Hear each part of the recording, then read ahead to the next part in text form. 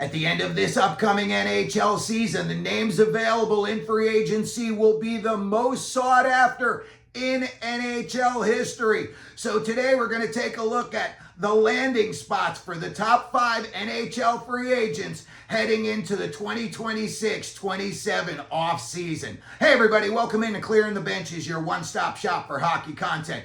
If you go ahead and hit your subscription button right now, you'll be sure to be in on all of our future videos. Well, at the end of this year, the names available in free agency, you could build an all-star team. You could probably have a great first line and second line for a Stanley Cup contending team. This list of the top 5 is so good that a guy like Adrian Kempe of the Los Angeles Kings, who's going to be a free agent during that offseason, is not even on our list. So let's get to the list. Number 5, Winnipeg Jets superstar Kyle Connor. Heading into this season, he's going to be 29 years old. He's been relatively healthy throughout his career. We're going to take a look at what he's done during the last 5 seasons. Gives us a good idea of where his game is at right now. He's had 179 goals, 202 assists for 381 points.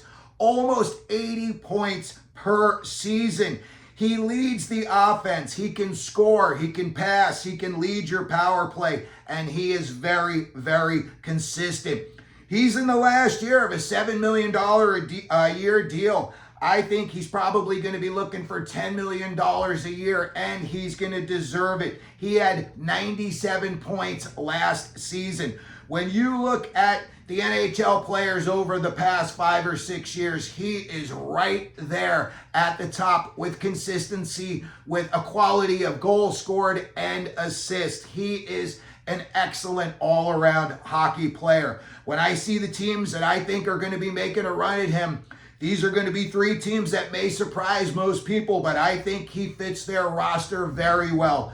First off, the Carolina Hurricanes. They just got Nick Ehlers. They've got Logan Stankoven. They've got guys that could really bring the offense, and they're going to have $10 million in the offseason to work with. The Chicago Blackhawks, another young team putting together a lot of young talent. They are going to have $22 million to work with in the offseason. And then the third team that I have, loaded with big-time talent up in the forward position, and I think Kyle Connor would fit in and excel and possibly even hit the 100-point mark with the Anaheim Ducks, who have $29 million in cap space. We're going to talk about the Ducks roster a little bit more in this video later on, but I see what they've got, young talent, and all of those kids are potential superstars. Number 4 on our list, Colorado Avalanche forward Marty Necas. During the past 5 seasons in 369 games, he's got 288 points. When I look at what the Avs are going to be paying guys in the future, I don't know that there's going to be room to squeeze in Necas, especially what he's probably going to be looking for. Over the next 3 seasons, they're going to be paying all 3 of these guys. Nate McKinnon, $12.6 million. Brock Nelson, $7.5 million. Gabe Landeskog, $7 million. And they're also going to be paying Val Nichushkin $6 million all the way through 2030. The Avs have about $4 million in cap space right now, but I don't know, unless they make a move, and I think their best bet would be try to trade Necas during the season, maybe before the trading deadline, maybe at the deadline. When I look at teams that could be in play for him, the New Jersey Devils would love to have a guy like him. They have $7 million to work with. The LA Kings have got a lot of young firepower up front, and they've got $6.7 million to work with. Minnesota still got to figure out the Marco Rossi situation. Maybe they make a 2-for-1 trade. Maybe it's Necas for Rossi and a prospect, or Rossi and a draft pick. Or maybe he wants a fresh start. Maybe he goes to a young team like Seattle. They've got $11 million in cap space. They've got a lot of young up-and-coming talent. They got Berkeley Catton coming. And I think Marty Necas goes to Seattle, and from day one, he's the best guy on the roster. So I think Necas has got a lot of options, but I don't think that Colorado is going to be one of them. Number 3, Artemi Panarin. In the last 5 seasons, he has lit it up for the New York Rangers during the regular season. In 361 regular season games, he's got 455 points. You're talking around the 90-point mark. He is lethal in the offensive zone. He's another guy, can pass, he can score. He's very, very deceptive with the puck. He's also consistent. You know, when he comes over the blue line, he has a habit of, he throws his crazy long backhand pass, but somehow more often than not, it gets through to the player it's intended for. Maybe it's time for a change of scenery for Panarin. He's been in New York, I think, about 10 years. They just haven't gotten it done with the core of players that they've got there. Mika Zibanejad could still get moved out this offseason. When I look at places that I think Panarin would not only fit in, but I think he would really excel because of what they've already got going on there. I think he would be a great fit for the Los Angeles Kings.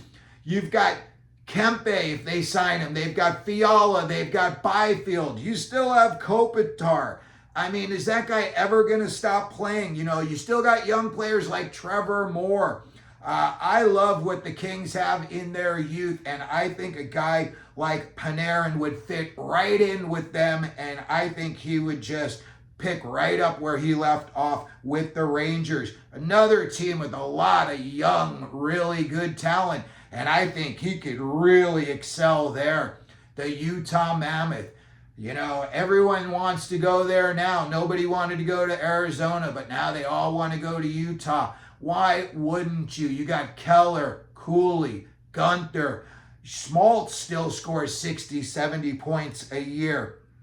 You put Panarin out there. Seriously, you put him out there with guys like Cooley and Gunther. Holy cow, that's an all-star, front line right there. You would put him out there with some kind of a combination of Keller and Schmaltz or Cooley, Gunther. You don't know what that could bring. I think Panarin could even have a better year there than he did for the New York Rangers during his past 5 seasons. Another team that I think is going to be going hard for big talent this upcoming season and into next season is the Toronto Maple Leafs. Who knows what's going to happen with them after Marner leaves? Who knows if they're going to be able to fill his shoes? And a guy like Panarin could be just what the doctor ordered in Toronto. Then he could go, back to the future. He could go back to the Columbus Blue Jackets. They've got massive, young, and just by chance, Russian talent up front. You've got guys like Voronkov, Chinikov, and they've got Fantilli. You got other big-name kids that are on, with Werenski on the back end. And then possibly if Caden Lindstrom could stay healthy and he were to hit, I could see Panarin doing very well in Columbus. And I think Columbus is one of those teams, they were sniffing around the playoffs. I think they could possibly be in a big-time playoff hunt this year. And I think a guy like Panarin would help in a big way for them. Number 2 on our list, Jack Eichel. I think that Eichel is a bright lights player. I don't think that he's going to go to a team that doesn't have big city bright lights written all over it. I would not be surprised if he wound up in the Big Apple in some way, whether it's with the New York Rangers, the New Jersey Devils, or even the New York Islanders. Their prospect pool just took a huge jump, and they are going to be taking a big jump this year and next year as well. I see a guy like Eichel, and he could possibly do big time damage with what some of the young kids on the Islanders are going to be like in a few seasons. Maybe it wouldn't be this season, but maybe Eichel gets traded at the trading deadline. I think there's a very good, better than 50-50 chance that he stays in Vegas. And I also think that he's going to be going to a big name team, but there's two teams that I have creeping in the mix for him. So when we look at what he's done in his past 5 seasons in just 262 games, about 50-something games a season, 271 points, more than a point a game. He is a big-time leader. No matter what team he goes to, he's going to be vying to be their captain. He's got NHL swagger. He's won a cup.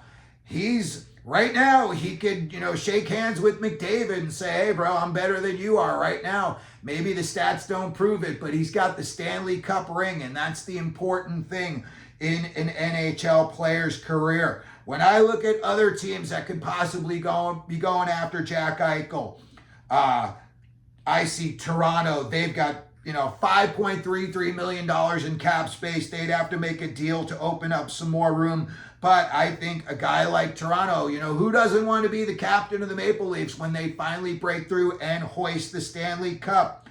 Maybe he goes to a team like the Tampa Bay Lightning. He wants to play for a guy like John Cooper. They always are competitive down in Tampa Bay. They're never going to, hit that bottom. I think they're always going to be right there at the very least in a wild card race, looking for a playoff spot, and possibly it would be a division or then a wild card spot. But I think Eichel would be an awesome fit down in Tampa Bay. He fits that culture in a big way. Then there's my big surprise team, and this team's going to pop up again, the San Jose Sharks.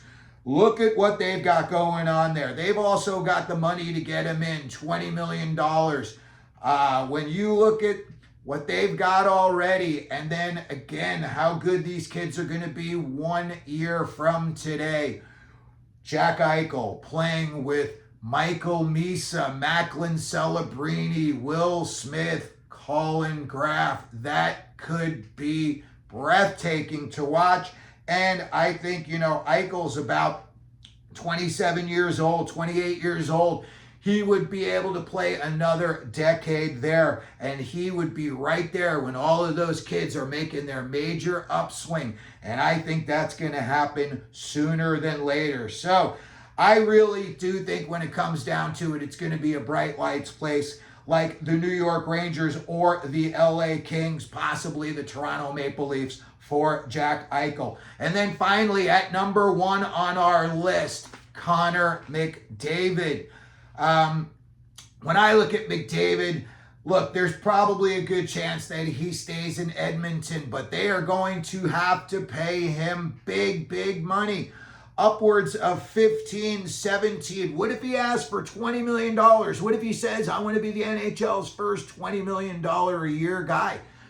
And he says, I'm going to hold firm. I want it. I deserved it. I earned it. Look at all the McDavid jerseys you sold in Edmonton because of me.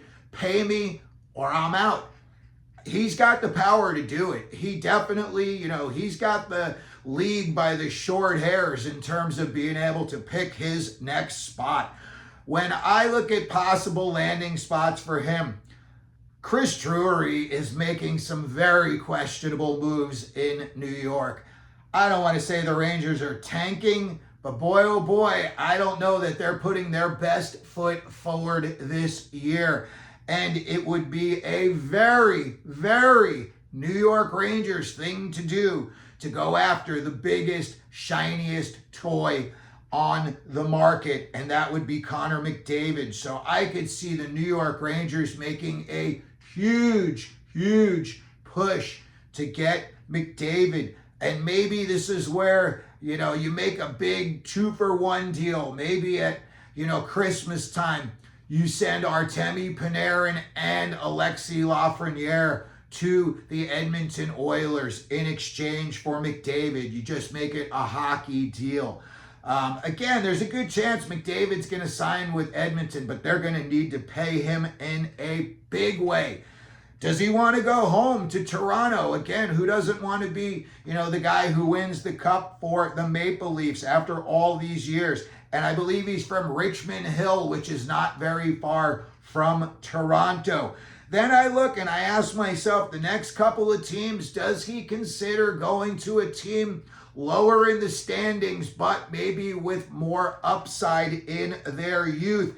And when I see, the couple of teams out there, the LA Kings, they've got all of that youth when they've got, Fiala is, maybe 26, 27 years old. You got Byfield. He would be an excellent fit there with Kempe if they could keep him. But the other two California teams, to me, make the most sense for Connor McDavid.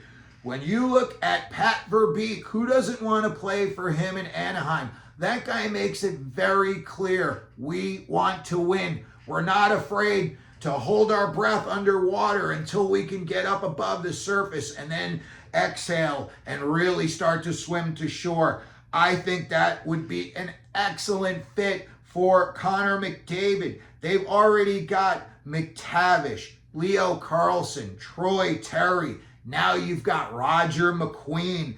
They've got Cutter Gauthier. He killed it at the end of last season in Anaheim, and they've got the money to get him to sign on the dotted line.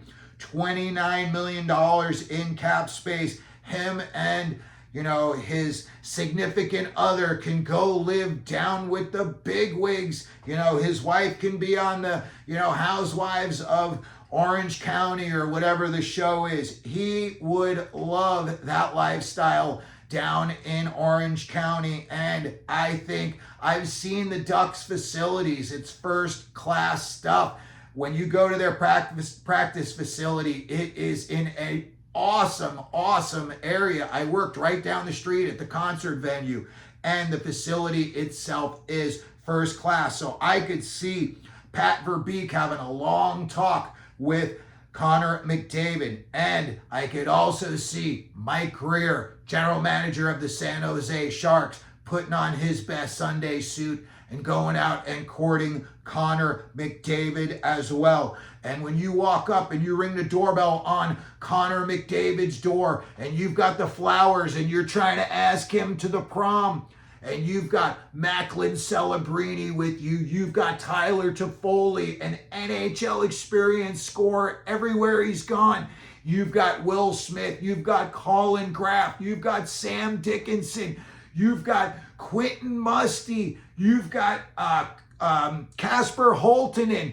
That is a big party. You'd be walking up and knocking on the door to McDavid's house saying, you want to come out and play.